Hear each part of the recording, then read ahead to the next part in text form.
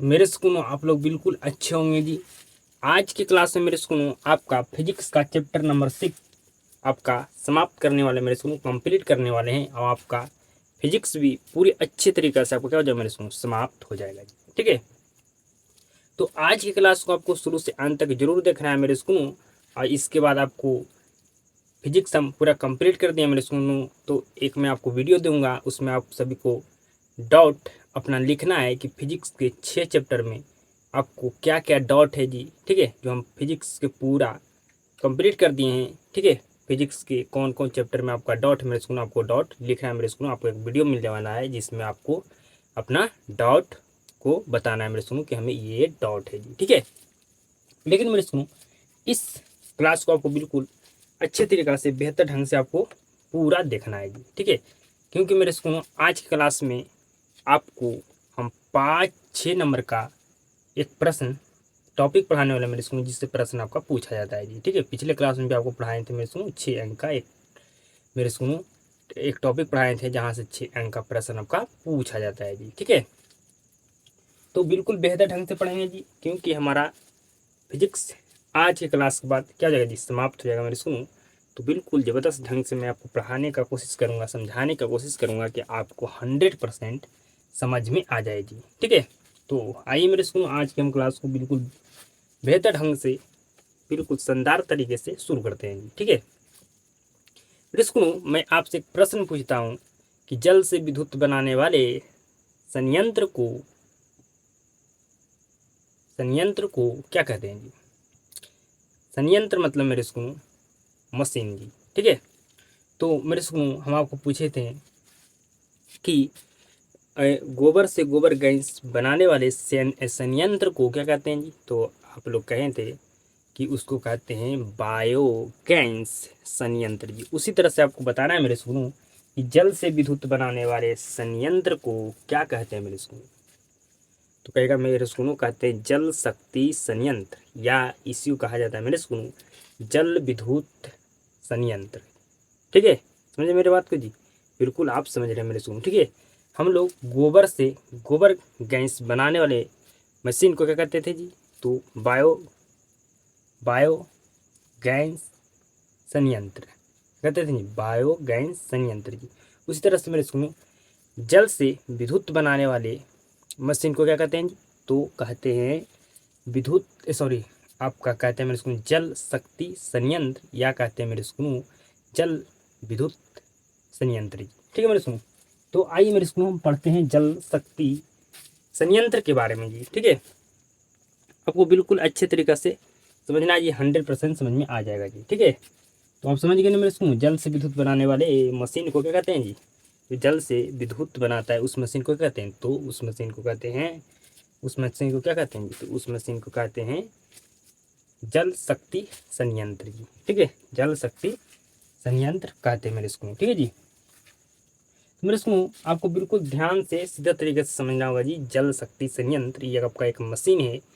ठीक है मेरे स्कूल, इससे क्या करते हैं जी, तो हम जल से विद्युत बनाते हैं जी। ठीक है, बिल्कुल ध्यान से समझिएगा जी। ठीक है, आपको मैं समझा रहा हूँ मेरे स्कूल, आप समझ जाइएगा, तो आप लिख लीजिएगा मेरे स्कूल इस मशीन के बारे में जी। ठीक है, जो हम मशीन से जल से विद्युत बनाते हैं मेरे स्कूल। ठीक है, बिल्कुल ध्यान से समझिएगा जी। ये एक क्या है मेरे स्कूल, हौज है जी। ये आपका मेरे स्कूल इस मशीन का नाम क्या है जी, तो कहिएगा इस मशीन का नाम है जल शक्ति संयंत्र। क्या नाम है जी, जल शक्ति संयंत्र। ये मशीन है मेरे स्कूल, और इसी मशीन से जल से विद्युत बनाया जाता है जी। ठीक है, तो मेरे स्कूल इसमें क्या है जी, एक हौज है। ठीक है, इसको क्या बोलेंगे मेरे स्कूल, हौज। मेरे स्कूल इसमें क्या किया जाता है पहले जी, तो ऊपर से पानी गिराकर हौज को भरा जाता है जी। ठीक है, हौज को भरा जाता है मेरे स्कूल, ये क्या है जी, पानी है। ठीक है, हौज को क्या किया जाता है मेरे स्कूल, हौज में पानी को जमा किया, हौज में पानी को जमा किया जाता है मेरे स्कूल ऊपर से गिरा कर जी। समझिएगा, तो आप 100% लिख दीजिएगा मेरे स्कूल इस मशीन के बारे में। ठीक है, तो ये हौज में पहले ऊपर से गिरा कर इसमें पानी जमा किया जाता है जी। ठीक है, फिर जमा किया जाता है मेरे स्कूल, जमा कर दिया जाता है मेरे स्कूल। फिर मेरे स्कूल पानी को इस तरह से मेरे स्कूल टरबाइन तक पहुँचाया जाता है जी। ठीक है, टरबाइन तक आपको मेरे स्कूल टरबाइन तक पानी को पहुँचाया जाता है जी। ठीक है, तो मेरे स्कूल टरबाइन घूमता है जी। जब टरबाइन घूमता है मेरे स्कूल तो यहाँ पर जनित्र है जी, तो जनित्र भी घूमता है जी। ठीक है मेरे स्कूल, जनित्र भी घूमता है, तो इससे मेरे स्कूल हमें क्या प्राप्त होता है जी, तो कहेगा जनित्र से हमें विद्युत प्राप्त होता है जी। और जो मेरे स्कूल जो पानी है वो पानी कहाँ चला जाता है जी, पानी आपका नदी में चला जाता है जी। ठीक है जी, तो बिल्कुल सिंपल तो था मेरे स्कूल, आप 100% समझ गए होंगे। कोई भी दिक्कत आपको इस मशीन मेरे स्कूल समझने में आपको कोई दिक्कत हुआ जी, कि हम जल शक्ति संयंत्र से कैसे जल से विद्युत बनाते हैं, ये आप समझ गए? समझ गए? तो कहेगा 100% मैं समझ गया, और इस मशीन के बारे में 100% लिख सकता हूँ। जल शक्ति संयंत्र मशीन के बारे में जी लिख दीजिएगा मेरे स्कूल, तो कहेगा बिल्कुल हम लिख सकते हैं मेरे स्कूल। ठीक है, ये क्या है मेरे स्कूल, जल शक्ति संयंत्र से हम लोग जल से विद्युत बनाते हैं जी। ठीक है, ठीक है मेरे स्कूल, कैसे विद्युत बनता है मेरे स्कूल इस मशीन से आप बिल्कुल 100% समझ गए होंगे, आपको 100% समझ में आ चुका होगा मेरे स्कूल। आइए फिर एक बार मैं समझा देता हूँ जी। ठीक है, पहले ऊपर से पानी गिरा कर इस मेरे स्कूल ऊपर से पानी गिराया जाता है, इस हौज में पहले पानी को जमा किया जाता है। ठीक है मेरे स्कूल, फिर मेरे स्कूल इस तरह से पानी को टरबाइन तक पहुँचाया जाता है जी। ठीक है, ठीक है मेरे स्कूल, समझ रहे हैं मेरी बात को जी, बिल्कुल समझ रहे हैं जी। ठीक है, ये आप समझिए मेरे स्कूल की हौज में पहले पानी को जमा किया जाता है। ठीक है, फिर ये समझ लीजिए मेरे स्कूल पाइप के द्वारा टरबाइन तक पानी को पहुंचाया जाता है मेरे स्कूल, जिसके कारण टरबाइन घूमता है। टरबाइन यहाँ पर क्या है, टरबाइन घूमता है मेरे स्कूल, यहाँ पर जनित्र लगा हुआ है, तो जनित्र भी घूमता है, और फिर मेरे स्कूल हमें यहाँ से विद्युत प्राप्त होता है जी। बाकी पानी है जो नदी में चला जाता है जी। 100% आप लिख दीजिएगा मेरे स्कूल जल शक्ति संयंत्र के बारे में। जल शक्ति संयंत्र को मेरे स्कूल जल शक्ति संयंत्र बोलिए, या इसी को बोला जाता है जल विद्युत संयंत्र जी। लिख दीजिएगा मेरे स्कूल, तो बिल्कुल लिख दीजिएगा। ठीक है, जल शक्ति संयंत्र के बारे में अगर लिखने के लिए कहा जाए तो बिल्कुल लिख दीजिएगा मेरे स्कूल, आप अपना लैंग्वेज में अपना भाषा में लिखिएगा मेरे स्कूल इसका जी। ठीक है, इस संयंत्र में पानी को हौज में जमा किया जाता है जी। आपको पता है मेरे स्कूल, सबसे पहले पानी में को क्या कहता है, हौज में जमा किया जाता है। फिर हौज से पानी को पाइप के द्वारा टरबाइन तक पहुंचाया जाता है जी। ठीक है, टरबाइन तक पहुंचाया जाता है, जिसके वजह से, ठीक है जी, टरबाइन घूमने लगता है जी। ठीक है, और जब टरबाइन घूमने लगता है तो जनरेटर भी घूमता है जी। जब टरबाइन घूमेगा तो जनरेटर भी घूमेगा। ठीक है जी, जिससे विद्युत उत्पन्न होती है। ठीक है, जिससे क्या होता है, विद्युत उत्पन्न होती है। और मेरे स्कूल में पानी कहाँ चला जाता है जी, तो पानी नदी में चला जाता है। यही तो आपको लिखना था मेरे स्कूल, 100% समझ गए होंगे जी। अब मेरे स्कूल जल शक्ति संयंत्र से मेरे स्कूल आपको हम रिलेटेड ऑब्जेक्टिव प्रश्न यहाँ से जो पूछा जाता है, आपको उसके बारे में आपको समझना है जी। ठीक है, समझिए बिल्कुल ध्यान से जी। जल शक्ति संयंत्र, ठीक है जी, ऊर्जा का नवीकरणीय स्रोत है जी। जो जल शक्ति संयंत्र है ऊर्जा का मेरे स्कूलों क्या है जी, नवीकरणीय स्रोत है जी। ठीक है, मतलब इसे हम बार बार प्राप्त कर सकते हैं जी। ठीक है, इसे हम पुनः प्राप्त कर सकते हैं जी। जब तक धरती है तब तक हम मेरे स्कूल इस मशीन से हम जल से विद्युत को बना सकते हैं। ठीक है, अगर समझिए मेरे स्कूल जल शक्ति संयंत्र स्थिति ऊर्जा को विद्युत ऊर्जा में बदलता है। समझ गए मेरे स्कूल, जो जल शक्ति संयंत्र है ये स्थिति ऊर्जा को विद्युत ऊर्जा में बदलता है। ठीक है जी, नेक्स्ट समझिएगा मेरे स्कूल, टेहरी बांध का निर्माण गंगा नदी पर हुआ है जी। ठीक है, पूछा जाए कि टेहरी जो बांध है इसका निर्माण कहाँ हुआ है, तो कहेगा गंगा नदी पर। ठीक है जी, सरदार सरोवर बांध का निर्माण किस नदी पर हुआ जी, तो कहेगा नर्मदा नदी पर। ठीक है मेरे स्कूल, आप क्या याद रख पाइएगा, बिल्कुल रख पाइएगा जी। आइए मैं इसको ट्रिक से समझा देता हूँ जी। सरदार लोग नर्म दिल के होते हैं। ठीक है जी, तो आपसे पूछा जाए सरदार सरोवर बांध किस नदी पर, मेरे स्कूल सरदार सरोवर बांध का निर्माण किस नदी पर हुआ, तो कहेगा सरदार लोग का दिल कैसा होता है, तो कहेगा नर्म होता था। नर्म आपको मेरे स्कूल नर्मदा नदी पर सरदार सरोवर बांध का निर्माण हुआ है। और मेरे स्कूल टेहरी बांध का निर्माण कहाँ हुआ है जी, तो कहेगा गंगा नदी पर। ठीक है, तो 100% समझ में आपको आ चुका होगा मेरे स्कूल, कोई भी दिक्कत समझने में नहीं जी। ठीक है, अगर मेरे स्कूल इसी टॉपिक को हम अगर किताब के लैंग्वेज में मेरे स्कूल जो लिखा गया है उसको अगर हम यहाँ पर लिख कर पूरा बोर्ड भर जाता है मेरे स्कूल, लिख कर समझाते हैं तो आपको नहीं समझ में आता। लेकिन मैं मेरे स्कूल आपके लिए मैं इतना बेहतर ढंग से इसके पीछे इसको मेरे को समझाने के लिए मैं काम करता हूँ कि आपको 100% समझ में आ जाएगी। ठीक है, तो अब मेरे को हम नेक्स्ट टॉपिक की ओर बढ़ते हैं जी। बिल्कुल ध्यान से आप समझिएगा, बिल्कुल ध्यान से आप समझिएगा मेरे को नेक्स्ट टॉपिक को जी। ठीक है, हमारा नेक्स्ट टॉपिक है जी पवन ऊर्जा के बारे में आपको पढ़ना है। ठीक है, पूछा जाएगा आपसे मेरे को क्वेश्चन कि पवन ऊर्जा क्या है।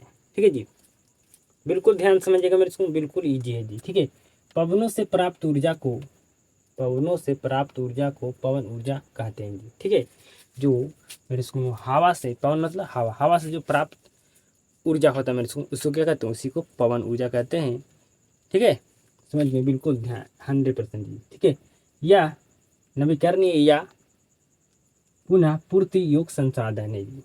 ठीक है मेरे सुन, यह नवीकरणीय या आप कह सकते हैं पुनः पूर्ति योग संसाधन है जी। ठीक है, मेरे को बिल्कुल ध्यान से सीधा तरीके से समझिएगा जी। ठीक है, बिल्कुल आपको ध्यान से समझना होगा मेरे को। ठीक है जी, बिल्कुल ध्यान समझिए।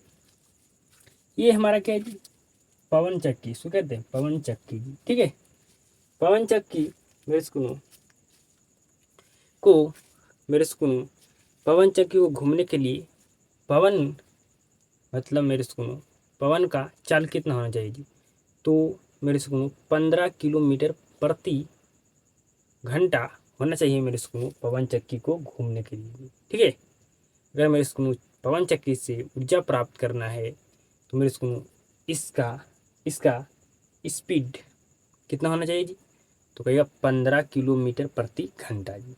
समझ गए, कहेगा बिल्कुल समझ गए जी। ठीक है, तो पवन चक्की घूमने के लिए मेरे को पवन का चाल कितना होना चाहिए, तो 15 किलोमीटर प्रति घंटा होना चाहिए। पवन ऊर्जा का सबसे ज़्यादा उपयोग करने वाला देश कौन सा है जी, तो कहिएगा डेनमार्क देश है जो पवन ऊर्जा का सबसे ज़्यादा उपयोग करता है जी। ठीक है, पवनों का देश किसको कहा जाता है, तो कहेगा डेनमार्क को कहा जाता है जी। ठीक है, पवनों का देश डेनमार्क को कहा जाता है। आगे समझिए जी, पवन ऊर्जा से विद्युत मात्रा में सबसे अधिक प्राप्त करने वाला देश कौन सा है जी, अगर पूछा जाए पवन ऊर्जा से विद्युत मात्रा में सबसे अधिक प्राप्त करने वाला देश जर्मनी है जी, मात्रा में। ठीक है, अगर पूछा मेरे से प्रतिशत में कौन है जी, पवन ऊर्जा से विद्युत प्रतिशत में सबसे अधिक प्राप्त करने वाला देश कौन सा है जी, तो कहेगा डेनमार्क है। ठीक है जी, तो पवन ऊर्जा से विद्युत प्रतिशत में, ठीक है जी, मेरे सुनो किसमें जी, सॉरी, पवन ऊर्जा से विद्युत परसेंट में जी। ठीक है, परसेंट में। ठीक है जी, पूछे मेरे सुनो कि सबसे अधिक मेरे सुनो पवन ऊर्जा से विद्युत परसेंट में सबसे अधिक प्राप्त करने वाला देश कौन सा है जी, डेनमार्क है। कौन सा जी, डेनमार्क। ठीक है, डेनमार्क पवन ऊर्जा से 25% बिजली बना लेता है। ठीक है, कितना परसेंट बिजली बना लेता है मेरे सुनो, तो 25% है जो डेनमार्क पवन ऊर्जा से ही क्या कर लेता है मेरे सुनो, बिजली बना लेता है। कितना जी, 25%। ठीक है जी, मात्रा में पूछे मेरे सुनो कि पवन ऊर्जा से विद्युत मात्रा में सबसे अधिक प्राप्त करने वाला कौन सा देश है जी, तो कहेगा सबसे अधिक प्राप्त करने वाला देश जर्मनी है जी। अब पूछा जाए कि पवन ऊर्जा से विद्युत मेरे सुनो परसेंट में, ठीक है जी, सबसे अधिक प्राप्त करने वाला देश कौन सा है जी, डेनमार्क। ठीक है जी, ठीक है, परसेंट में पूछे तब। ठीक है जी, आगे सुनिए, पवन ऊर्जा का उपयोग करने में भारत का पांचवा स्थान है जी। ठीक है, आपसे पूछा जाए कि पवन ऊर्जा का उपयोग करने में भारत का कौन सा स्थान है, तो कहेगा 5वां स्थान है। ठीक है, भारत में सुनो पवन ऊर्जा से 45,000 मेगावाट बिजली बना लेता है जी। ठीक है, जो भारत में जो पवन ऊर्जा से कितना मेगावाट बिजली बना लेता है जी, तो कहेगा 45,000 मेगावाट बिजली बना लेता है जी। अगला हमारा मेरे टॉपिक है सौर ऊर्जा जी। ठीक है, क्या जी, सौर ऊर्जा जी। तो सौर ऊर्जा पूछा है मेरे सौर ऊर्जा क्या है, तो कहेगा सूर्य से प्राप्त ऊर्जा को सौर ऊर्जा कहा जाता है। ठीक है। मेरे सुनो, सूर्य से प्राप्त ऊर्जा को सौर ऊर्जा कहा जाता है। समझिए मेरे सुनो, यह भी क्या है जी, ये भी नवीकरणीय या पुनः पूर्ति योग संसाधन है जी। हमारा पवन ऊर्जा भी और हमारा सौर ऊर्जा, ये दोनों क्या है जी, तो ये मेरे सुनो नवीकरणीय या पुनः पूर्ति योग संसाधन है जी। ठीक है, आगे हम मेरे सुनो नेक्स्ट टॉपिक की ओर बढ़ते हैं जी। मेरे सुनो अब नेक्स्ट टॉपिक को बिल्कुल ध्यान से समझिएगा जी। ठीक है, हमारा नेक्स्ट टॉपिक है जी सौर सेल। ठीक है जी, जिसको अंग्रेजी में कहते हैं मेरे सुनो सोलर। ठीक है, आप लोग तो देखे होंगे 100% जी। ठीक है, बिल्कुल ध्यान से समझिएगा जी, बिल्कुल ध्यान से समझिएगा, आपको समझ में आ जाएगा जी। ठीक है, मेरे सुनो ये सूर्य है जी। ठीक है, ठीक है, और ये मेरे सुनो ऐसा है, क्या होता है जी, तो ये हमारा होता है मेरे सुनो, इसको कहते हैं, ये हमारा क्या है जी, तो ये हमारा है सौर सेल। ये हमारा सौर सेल है जी, जिसको अंग्रेजी में सोलर कहते हैं जी। ठीक है, मेरे से सुनो, बिल्कुल ध्यान से समझिएगा जी। सूर्य से आने वाली प्रकाश, ठीक है जी, या ऊर्जा को क्या कहते हैं मेरे सुनो, तो सौर ऊर्जा कहते हैं जी। ठीक है, मेरे सुनो यहाँ मेरे सुनो, ये सूर्य से आपको मेरे सुनो, सूर्य से सूर्य का प्रकाश जाकर सौर सेल पर पड़ेगा जी। ठीक है जी, कहाँ पड़ेगा, कहाँ मेरे सुनो, तो पड़ेगा सौर सेल पर मेरे सुनो पड़ेगा जी। ठीक है, ये सूर्य का प्रकाश हमारा कहाँ पड़ेगा जी, तो पड़ेगा, ये पड़ेगा हमारा सौर सेल पर जी, सोलर पर जी। ठीक है जी, तो मेरे सुनो ये क्या करेगा जी, ये मेरे सुनो क्या करेगा जी, सौर ऊर्जा को सौर ऊर्जा को विद्युत ऊर्जा में बदल देगा जी। ठीक है जी, विद्युत ऊर्जा में बदल देगा जी। ठीक है, समझिए मेरी बात को जी, तो कहेगा बिल्कुल मैं समझ गया जी। ठीक है, मेरे स्कूल ये आपका, ये हमारा सौर सेल या इसको सोलर कहते हैं, ये हमारा सूर्य था जी। जब सूर्य के प्रकाश इस पर पड़ेगा मेरे स्कूल सोलर पर जी, ठीक है जी, तो ये क्या करेगा जी, सौर ऊर्जा को विद्युत ऊर्जा में बदल देता है जी। ठीक है मेरे स्कूल, विद्युत ऊर्जा में बदल देता है जी। ठीक है मेरे स्कूल, जो हम सोलर होता है, सोलर में क्या लगा होता है जी, तो सोलर में मेरे स्कूल, सोलर में जो मेरे स्कूल ये है मेरे स्कूल, जो सोलर में ये क्या लगा होता है जी, तो ये हमारा सोलर में लगा होता है सिलिकॉन जी। क्या लगा होता है जी, तो कहेगा ये मेरे स्कूल सिलिकॉन लगा होता है जी। ठीक है, सिलिकॉन लगा होता है मेरे स्कूल। ठीक है, जो अर्धचालक होते हैं जी। ठीक है जी, जो अर्धचालक होते हैं मेरे स्कूल, उपधातु है जी। ठीक है, समझ गए मेरे स्कूल, तो आप लिख दीजिएगा सौर सेल किसे कहते हैं, तो कहेगा बिल्कुल मैं लिख दूंगा, सौर सेल उस युक्ति को कहते हैं जो सौर ऊर्जा को विद्युत ऊर्जा में बदल देता है। सौर सेल में सिलिकॉन का प्रयोग होता है जो अर्धचालक होते हैं, जो अर्धचालक होते हैं जी। बिल्कुल इजी था मेरे स्कूल, आप लोग बिल्कुल समझ गए होंगे जी। कोई भी दिक्कत समझने में जी, तो कहेगा बिल्कुल कोई भी दिक्कत नहीं है समझने में जी। ठीक है, अब कौन पढ़ाए थे मेरे स्कूल में, सूर्य से प्राप्त ऊर्जा को सौर ऊर्जा कहते हैं जी। ठीक है मेरे स्कूल, तो सूर्य से प्राप्त होता है मेरे स्कूल में ऊर्जा, उसको क्या कहते हैं, उसे सौर ऊर्जा कहते हैं जी। ठीक है, सौर ऊर्जा कहते हैं मेरे स्कूल में। ठीक है, समझ गए, तो आपसे पूछा जाए सौर सेल या सोलर किसे कहते हैं जी, तो सौर सेल उस युक्ति को कहते हैं जो सौर ऊर्जा को विद्युत ऊर्जा में बदल देता है। और मेरे स्कूल, ठीक है, सौर सेल में सिलिकॉन का प्रयोग होता है जी। ठीक है, जो अर्धचालक होते हैं जी। ठीक है, जो क्या होते हैं जी, जो अर्धचालक होते हैं। ठीक है, समझ गए होंगे बिल्कुल, आप अच्छे तरीक़ा से, बिल्कुल बेहतर ढंग से आप समझ गए होंगे मेरे स्कूल में, कोई भी दिक्कत नहीं आपको हुआ होगा समझने में जी। अब हम नेक्स्ट टॉपिक को बढ़ते हैं जी। मेरे स्कूल आप समझिएगा जी सौर कुकर के बारे में जी। ठीक है, हमारा मेरे स्कूल टॉपिक का नाम क्या है जी, सौर कुकर, या इसे कहते हैं सोलर कुकर जी। ठीक है, बिल्कुल ध्यान से समझिएगा जी, 100% आपको समझ में आ जाएगा। ठीक है, समझ लीजिएगा, आपसे पूछा जाएगा कि सौर कुकर से आप क्या समझते हैं, 100% आप लिख पाइएगा जी। ठीक है, बिल्कुल ध्यान से समझिएगा। ये मेरे स्कूल हमारा सूर्य है जी, ठीक है। और ये मेरे स्कूल हमारा अवतल दर्पण है मेरे स्कूल, और ये क्या है जी, तो ये हमारा सौर कुकर है जी। बिल्कुल ध्यान से समझिएगा, ये हमारा क्या है जी, तो ये इसमें ये हमारा अवतल दर्पण है जी, ठीक है। ये हमारा सौर कुकर है जी, सौर कुकर है, ठीक है मेरे स्कूल। बिल्कुल ध्यान से समझिएगा जी, बिल्कुल ध्यान से आप समझिएगा, 100% समझ में आपको आ जाएगा जी, ठीक है मेरे स्कूल। ये सूर्य है, ठीक है जी मेरे स्कूल। जब सूर्य का प्रकाश मेरे स्कूल पड़ता है अवतल दर्पण पर, ठीक है मेरे स्कूल, तो अवतल दर्पण क्या करता है मेरे स्कूल, अवतल दर्पण मेरे स्कूल सूर्य के प्रकाश को क्या करेगा जी, अभिसारित करेगा जी। क्या करेगा जी, अभिसारित करेगा, मतलब एक बिंदु पर लाकर मेरे स्कूल मिला देगा जी, ठीक है। और मेरे स्कूल ये सूर्य का प्रकाश को क्या करता है मेरे स्कूल, जो अवतल दर्पण है, जो क्या कर रहा है, एक बिंदु पर लाकर मिला रहा है मेरे स्कूल, मतलब अभिसारित कर रहा है जी, ठीक है। ठीक है, समझ रहे मेरी बात को, क्या आप मेरी बात को समझ रहे हैं, बिल्कुल समझ रहे हैं कि मेरे स्कूल में जब सूर्य का प्रकाश अवतल दर्पण पर पड़ता है तो सूर्य का प्रकाश क्या करेगा जी, मेरे स्कूल अवतल दर्पण क्या करेगा, सूर्य के प्रकाश को एक जगह पर मेरे स्कूल केंद्रित करेगा जी, मतलब एक बिंदु तक लाकर मिला देगा मेरे स्कूल, ठीक है, मतलब अभिसारी करेगा मेरे स्कूल, ठीक है। तो मेरे स्कूल एक बिंदु पर क्या करेगा मेरे स्कूल, मिला देगा जी, ठीक है, एक बिंदु पर मिला देगा मेरे स्कूल, ठीक है, बिल्कुल ध्यान समझिएगा जी। तो मेरे स्कूल ये सौर कुकर है, ठीक है जी, जो सौर कुकर है, सौर कुकर क्या करेगा मेरे स्कूल, तो सौर कुकर मेरे स्कूल सौर ऊर्जा को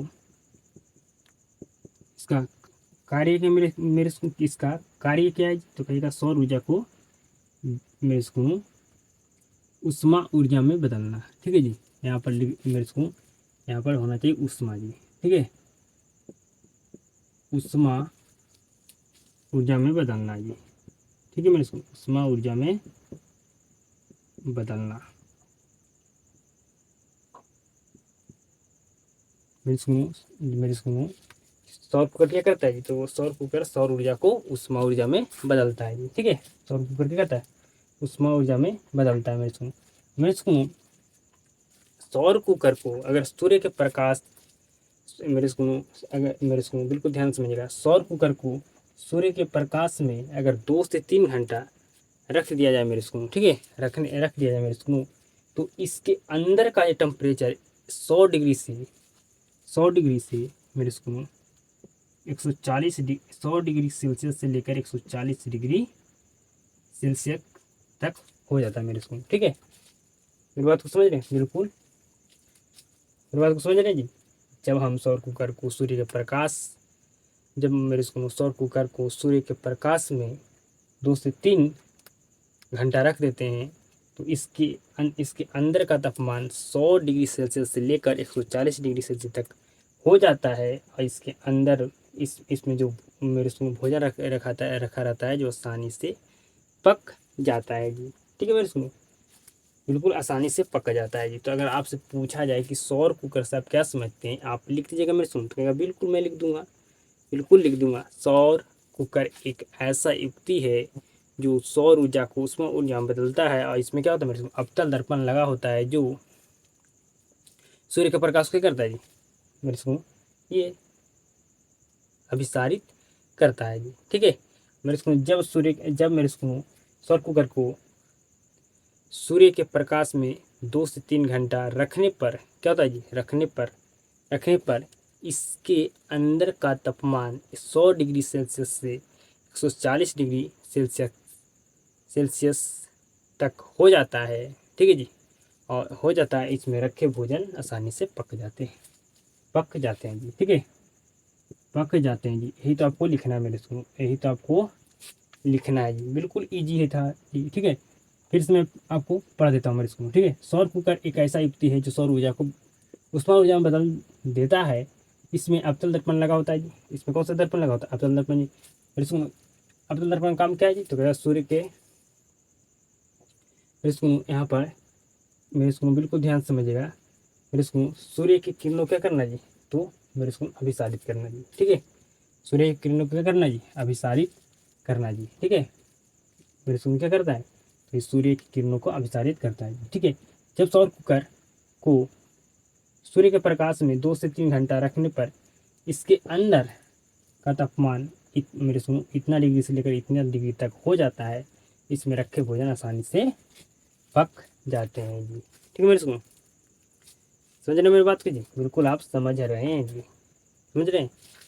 फिर से मैं आपको समझाता हूँ मेरे सुनो। ये सूर्य का, ये आपका सूर्य मेरे सुनो, यहाँ से सूर्य का प्रकाश अब तो दर्पण पर पड़ता है मेरे सुनो, तो ये क्या करेगा, सूर्य के प्रकाश को एक जगह पर केंद्रित करेगा, मतलब विसारित करेगा मेरे सुनो। तो ये आपका कहाँ पर केंद्रित होगा ये सूर्य का प्रकाश जी, तो कहेगा सौर कुकर पर जी। तो सौर कुकर क्या करेगा मेरे सुनो, सौर ऊर्जा को मेरे सुनो उष्मा ऊर्जा में बदल देता है जी। ठीक है, और जब मेरे सुनो सौर कुकर को मेरे सुनो सूर्य के प्रकाश में मेरे सुनो 2 से 3 घंटा रखा मेरे सुनो रखने पर क्या होता है, इसका अंदर का टेम्परेचर 100 डिग्री सेल्सियस से लेकर 140 डिग्री सेल्सियस तक हो जाता है। इसमें रखे भोजन आसानी से पक जाते हैं। आपको बिल्कुल 100% समझ में आ चुका होगा मेरे सुनो, कोई भी दिक्कत नहीं जी। यहाँ से ऑब्जेक्टिव प्रश्न आपसे पूछा जाएगा, क्या बता सकते हैं? बिल्कुल बता सकते हैं। आपसे पूछा जाएगा मेरे सुनो कि सौर ऊर्जा को मेरे सुनो आपसे पूछा जाएगा इस तरह सब्जेक्ट ही, सौर ऊर्जा को उष्मा ऊर्जा में कौन बदलता है, तो कहेगा सौर कुकर जी। ठीक है मेरे सुनो इसके अंदर का टेम्परेचर कितना डिग्री सेल्सियस होता है जी, तो कहेगा 100 डिग्री सेल्सियस से लेकर 140 डिग्री सेल्सियस तक होता है। इसमें कौन सा दर्पण लगा होता है जी, तो कहेगा अवतल दर्पण लगा होता है जी। तो यही आपको 3 ऑब्जेक्टिव पूछा जाएगा आपसे, 100% बता दीजिएगा जी। बता दीजिएगा मेरे सुनो, बिल्कुल बता दीजिएगा। पहला ऑब्जेक्टिव प्रश्न कि सौर सौर ऊर्जा को विद्युत ऊर्जा में बदलता है। ठीक है मेरे सुनो, समझ रहे मेरी बात को जी? इसमें अवतल दर्पण लगा होता है। ठीक है, और इसके अंदर का तापमान 100 डिग्री सेल्सियस से लेकर 140 डिग्री सेल्सियस तक हो जाता है जी। ठीक है, तो समझ गए मेरे सुनो, बिल्कुल समझ गए जी। अब हम समझेंगे सौर कुकर के मेरे सुनो लाभ और हानि जी। ठीक है मेरे सुनो, उसके बाद हमें 5 टो और पढ़ना है मेरे सुनो। 5 टॉपिक के बारे में आपको और पढ़ाएंगे, फिर आपको ये चैप्टर पूरे अच्छे तरीके से फिनिश हो जाएगा मेरे सुनो। ठीक है, तो आप सब सौर कुकर के लाभ और हानि को बिल्कुल ध्यान से पढ़िएगा मेरे सुनो, 100% आप समझ पाइएगा मेरे सुनो अब समझिएगा बिल्कुल ध्यान से जी, सौर कुकर का लाभ जी और हानि जी। ठीक है, तो सबसे पहले आपको मेरे सुनो मैं यहाँ पर शॉर्ट में लिखा हूँ, आपको लिखना है सौर कुकर के लाभ को लिखे जी। तो उसके बाद आपको लिखना है सौर कुकर के निम्नलिखित लाभ है जी। ठीक है, उसके बाद आपको लिखना पहला पॉइंट, यह सस्ता होता है जी। जानते हैं मेरे सुनो, सौर कुकर क्या होता है जी, बिल्कुल सस्ता होता है जी। ठीक है, यह पैसा को बचाता है मेरे सुनो, बिल्कुल पैसा को बचाता है मेरे सुनो। इसमें खाना बनाने में कोई भी खर्च नहीं लगता है मेरे सुनो। ठीक है, यह धुआं उत्पन्न नहीं करता, ये धुआं उत्पन्न नहीं करता मेरे सुनो, भारी भांति जानते हैं जी। तो ये इसका लाभ हो गया जी। ठीक है मेरे सुनो, अब इसका हानि जी, तो आपको लिखना मेरे सुनो सौर कुकर के हानि को लिखे, तो आपको लिख देना है मेरे सुनो सौर कुकर के निम्नलिखित हानि है जी। ठीक है, उस पहला पॉइंट लिखना, रात में और बादलों वाले दिन में उपयोग नहीं कर सकते हैं जी। इसका उपयोग मेरे सुनो आप रात में नहीं कर सकते, नहीं बादल वाले दिन कर सकते हैं जी। सिर्फ मेरे सुनो इसको कब उपयोग कर सकते हैं, धूप में मेरे सुनो। ठीक है, समझिए मेरे सुनो, इसका उपयोग आप मेरे सुनो धूप वाले दिन में ही कर सकते हैं जी। ठीक है, ठीक है मेरे सुनो, धूप वाले दिन में ही कर सकते हैं जी। आगे समझिए जी, गर्म स्थान पर ही अच्छे से कार्य करता है जी। ठीक है, जहाँ गर्म स्थान में मेरे सुनो वहाँ बिल्कुल अच्छे तरीके से मेरे सुनो सौर कुकर में मेरे सुनो खाना बनाया जा सकता है जी। ठीक है, मतलब ये गर्म स्थान पर ही क्या करता है मेरे सुनो, ये अच्छे तरीक़ा से वर्क करता है जी। ठीक है मेरे सुनो बिल्कुल ध्यान से समझिएगा जी। सकने, ठीक है जी, मेरे सुनो सकने वाले और तलने वाले पकवान नहीं पका सकते हैं जी। क्या मेरे सुनो इसमें आप रोटी बना सकते हैं जी, क्या आप पूड़ी छान सकते हैं जी, तो कहेगा नहीं, इसमें ना कोई मेरे सुनो वैसा पकवान नहीं बना सकते हैं जो सेक कर बनाया जाता है और जो पकवान छान कर बनाया जाता है, इसमें आप नहीं बना सकते हैं जी। ठीक है, तो मेरे सुनो सकने वाला और तलने वाला पकवान नहीं पका सकते हैं जी। ठीक है, तो ये इसका लाभ या इसका हानि हो गया मेरे सुनो, बिल्कुल समझ गए जी। आगे समझिएगा मेरे सुनो हमारा नाभिकीय संलयन जी। ठीक है मेरे सुनो, आपसे पूछते हैं कि फिर इसको सूर्य का ऊर्जा का राज क्या है जी, तो कहेगा नाभिकीय संलयन। ठीक है, सूर्य का ऊर्जा का राज क्या है जी, तो कहेगा नाभिकीय संलयन जी। ठीक है, पूछा है मेरे इसको नाभिकीय संलयन। ठीक है, मेरे इसको नाभिकीय संलयन किसे कहते हैं जी, तो समझिए मेरे इसको, जब मेरे इसको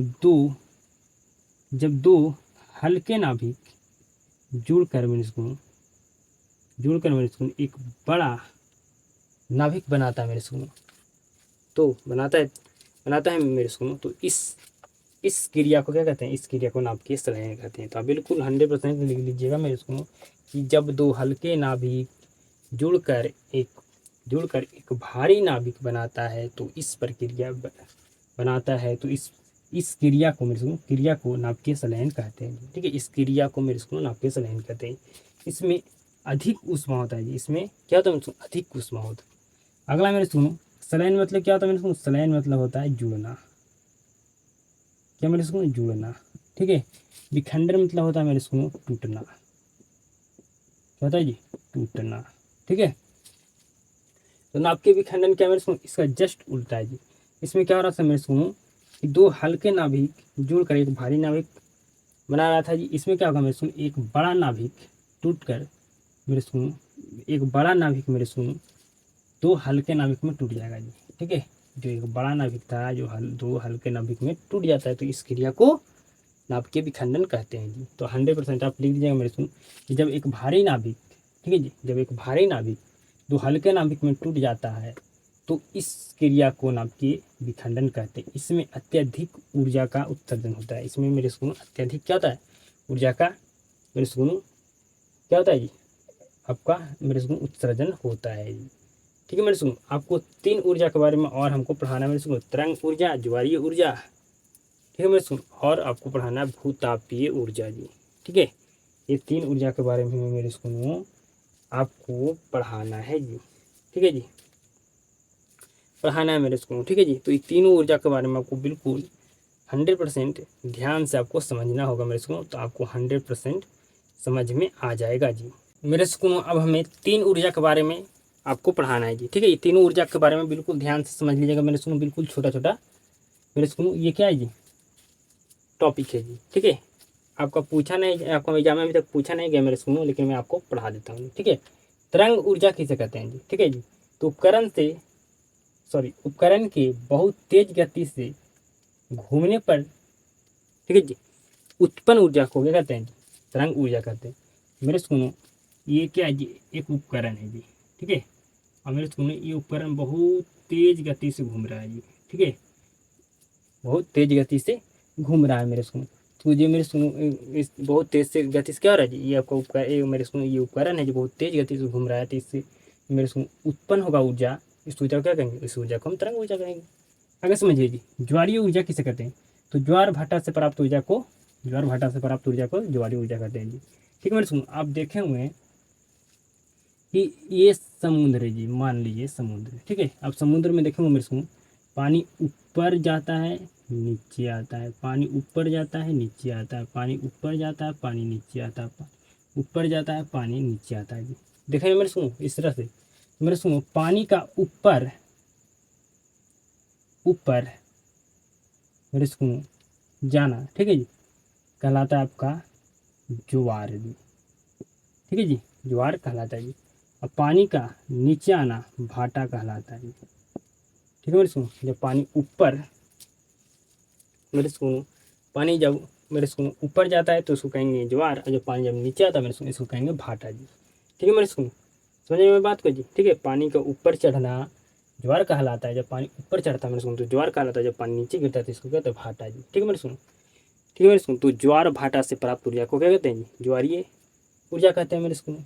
ठीक है जी, ज्वारीय ऊर्जा कहते हैं, मतलब मेरे सुनो पानी का चढ़ना और पानी का गिरना, पानी के चढ़ने से और पानी के गिरने से जो यहाँ पर मेरे सुनो क्या होता है, एक ऊर्जा पैदा होता है जी। ठीक है, ठीक है मेरे सुनो, यहाँ पर क्या होता है जी, ऊर्जा पैदा होता है मेरे सुनो, इस ऊर्जा पैदा होता है मेरे सुनो, तो उस ऊर्जा को क्या कहते हैं, उस ऊर्जा को ज्वारीय ऊर्जा कहते हैं। तो क्या मेरे सुनो आप समझ गए जी, बताइए क्या आप समझ गए, तो क्या बिल्कुल हम समझ गए जी। भूतापीय ऊर्जा किसे कहते हैं जी? ठीक है मेरे सुनो, तो पृथ्वी से निकलने वाली ऊर्जा को क्या कहते हैं? भूतापीय ऊर्जा कहते हैं। ठीक है मेरे सुनो, पृथ्वी से निकलने वाली ऊर्जा को कहते हैं भूतापीय ऊर्जा कहते हैं जी, समझ गए होंगे। ठीक है जी, यह नवीकरणीय ऊर्जा स्रोत है जी। ये क्या है जी मेरे सुनो? यह मेरे सुनो नवीकरणीय ऊर्जा का स्रोत है जी मेरे सुनो। मतलब जब तक धरती है तब तक हम भूतापीय ऊर्जा मेरे सुनो मिलता रहेगा जी। ठीक है, समझ गए मेरी बात को जी? तो कहेगा बिल्कुल समझ गए जी। मेरे सुनो आपका चैप्टर हुआ समाप्त। ये आपका चैप्टर तो समाप्त हुआ मेरे सुनो, साथ में आपका आज फिजिक्स भी क्या होगा मेरे सुनो? समाप्त। अब आपका केमिस्ट्री शुरू होने वाला है मेरे सुनो। ठीक है जी, ठीक है मेरे सुनो, आपका सिलेबस खत्म करना है मेरे सुनो। हमारे पास मात्र 6 मंथ बच गया, इसी में हमें पूरा साइंस खत्म करना है, पूरा मैथ खत्म करना है जी। ठीक है मेरे सुनो, तो आप लोग क्लास को ज़्यादा से ज़्यादा शेयर कीजिएगा। ठीक है मेरे सुनो, और उम्मीद करता हूँ कि आप सारे जितना मैं आपको पढ़ाया आज की क्लास में मेरे सुनो, सभी को आप समझ चुके होंगे बिल्कुल बारीकी ढंग से जी। ठीक है मेरे सुनो, आपको क्लास को शुरू से अंत तक देखने के लिए आपको धन्यवाद जी। आप सभी के साथ अब मुलाकात होता है नेक्स्ट मेरे सुनो चैप्टर के साथ जी।